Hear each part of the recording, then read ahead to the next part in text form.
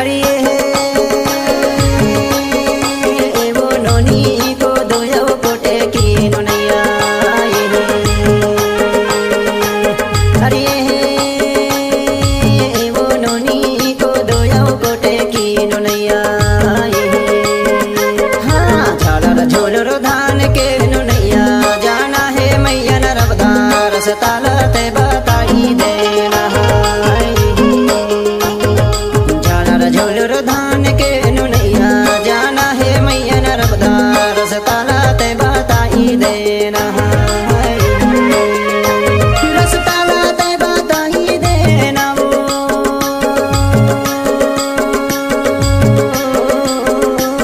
रसताला ते बताई देना रसताला ते बताई देना वो रसताला ते बताई देना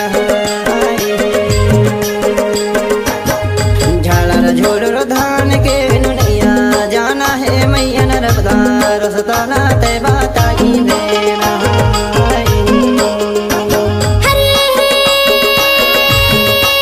परदेसी बाबू बैठी लेना रे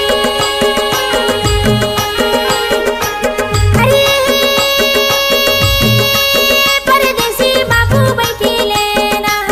रे ईगा परदेसी बाबू रास्ता के रंगैया जाना है मैया नरबदार रसताला में बताई दे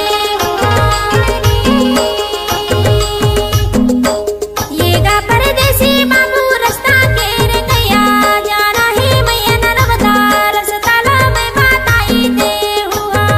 रे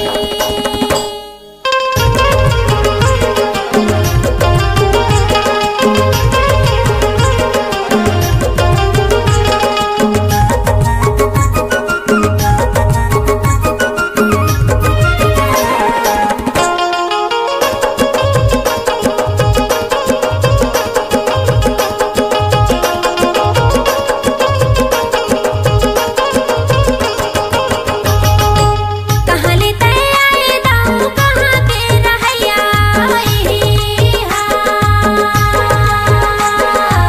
कहाँ लेते आए दाऊ कहाँ के रहैया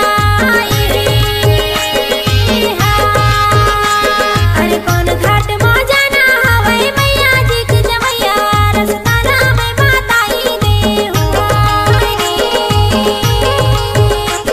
अरे कौन घाट में जाना हवे मैया जी के जमैया रसताला में बताई दे ईगा परदेसी बाबू रास्ता के रंगैया जाना है मैया नरबदार रसताला में बताई दे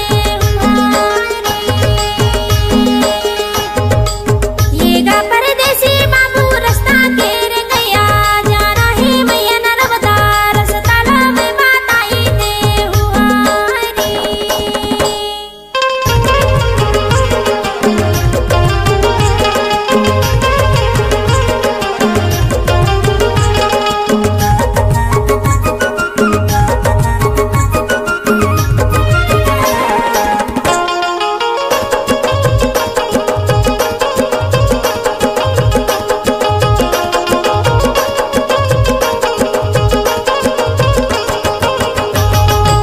दुरिहा ले आयो बाई आयो तोर गाँव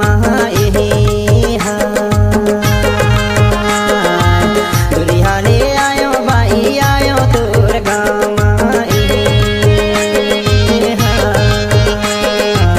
हियाना बैठ के बताई ले तनिया पीपल के छाँव रसताला ते बताई देना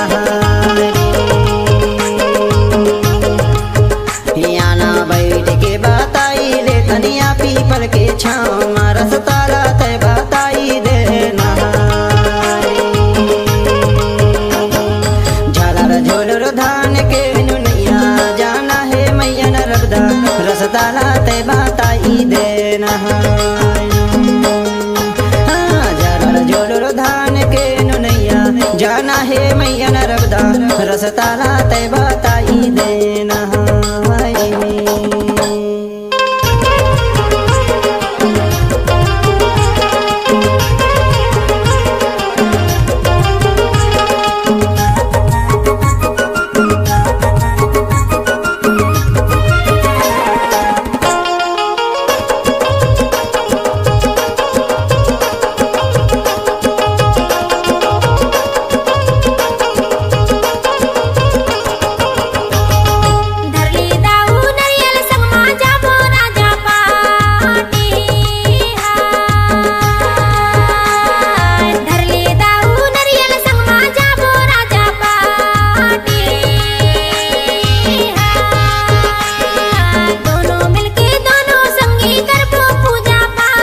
रसता